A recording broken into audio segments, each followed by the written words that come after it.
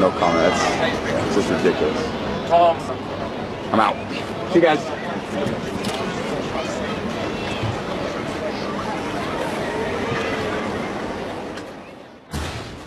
He's out. Shannon, do you have a problem with Brady's reaction? Whoa, yes, I have a big problem. Oh, do you? I'm yes, shocked. yes. I didn't see this one coming. It was overreaction to a very, very simple question. Skip, it's very fair for them to ask that question. He could have said, I've known Alex Guerrero for a better part of a decade. Yep. He's my guy. He has never given me or recommended that I do anything illegal. Julian, I've known for a decade since he's been here. I've seen him grow. If Julian says he made an honest mistake, I'm going to take him at his word. Moving further, I will have no further comments on Julian and the suspension. Now, if you want to talk about how he looks after having ACL surgery, we can talk about that. Skip, everybody's going to make that jump because Julian has never, ever tested positive for anything that we know of. The year he starts training with Alex Guerrero, because in the documentary, remember, Skip, the first documentary, he wasn't training with him. He's like, they made fun of him because he was lifting weights and doing all that other stuff. They made fun of him. He's like, guys, you giving me bleep because I don't, I need to lift weights. He trains, he tests positive. If you remember, A-Rod's situation, the doctor in Florida, Galea, he was also linked to Tiger Woods. So people made that leap. They went to Tiger. Tiger had 14 sessions, played 76,000. He said, bro, he didn't give me anything illegal. He consulted me on some things, how I should train, blase. Boom, it was done. Guerrero and Tom Brady, Skip, are going to be linked together forever. Just like Barry Bonds and Anderson will be linked together forever. And because people looking at Tom Brady like, well, hold on, wait a minute, bro. You're in your late 30s. You're in your 40s, winning MVPs. You're playing better in your late 30s and 40s than you did in your late 20s and 30s. How is this possible? So people like, well, wait a minute. So if Julian get popped, so what's Tom Brady doing? Skip, that's just a natural. Doesn't mean that it's true. I don't believe Tom is doing anything illegal.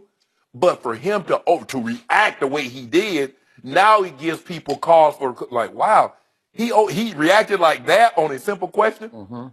Skip, is different than when LeBron, after game one, when the reporter asked 7 different ways about J.R. Smith and what LeBron, did you know what J.R. was thinking? What do you think J.R. was thinking? What was you thinking? LeBron gets up and walked out. Skip, this was a one-off. He just asked one question. He didn't try to ask 5 different questions, the same question 5 different ways, hoping he could trip Tom Brady up. So I believe this was an overreaction. Tom could have handled it a lot better. I get that he's frustrated, but this was an overreaction, and you know it. I do know it. I will give you overreaction.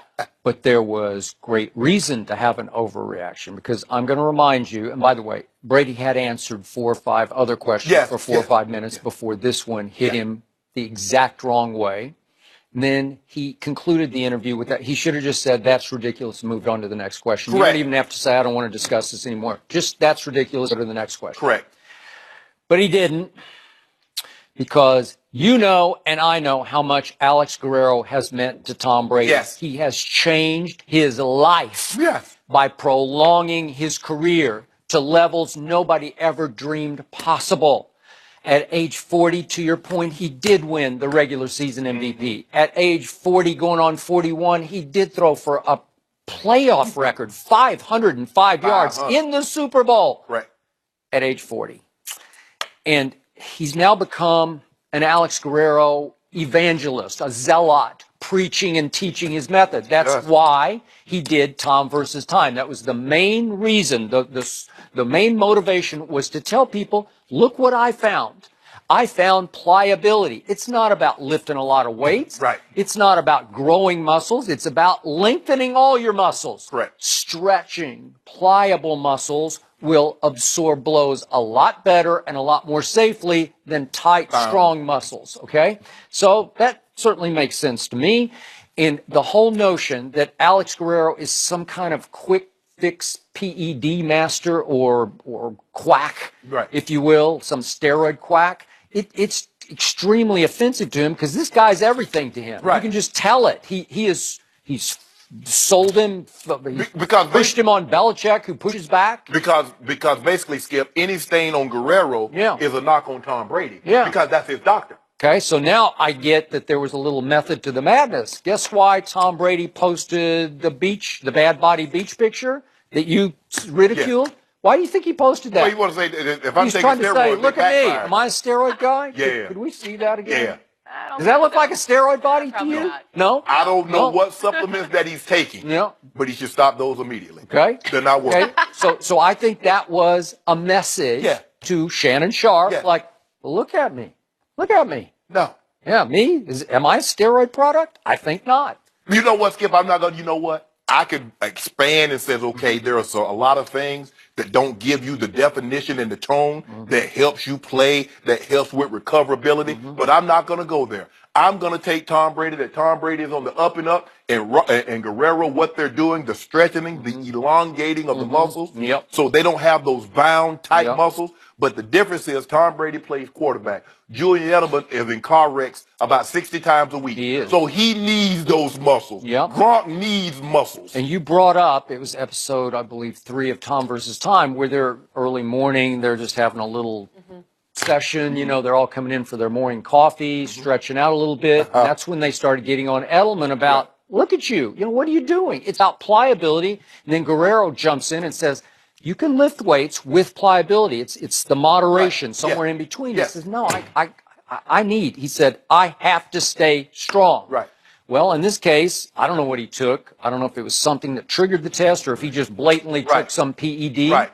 But whatever it was, he was trying to recover and stay strong. And recover as in heal a serious injury at age 32. Right. So you're, when quickness is your everything and you're 32, you're starting to think, what if I lose just a half an ounce of quickness? Well, it could cost me some catches. It could cost me my job. Right. And I agree, Skip, because I did Pilates and I did yoga when I played, but I also lived because I understood just being Tom Brady can do that. And a lot of quarterbacks, Skip, they don't have no shoulders. They don't need muscular shoulders. Like I said, Cam Newton is the only quarterback that if you looked at him without his shirt on, you said, okay, he can play another position. Yeah.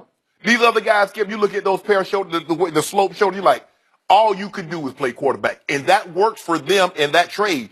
But if you play any other position, you got to have that weight, Skip. But all Tom, because he reacted so in what you did, I'm out. And stop talking about you out. You're not out. They should, come back here. We got more questions to ask of you. Is that what you would have said? That would I come back here. I would not have said that. I would have said that. I don't think you would have said that.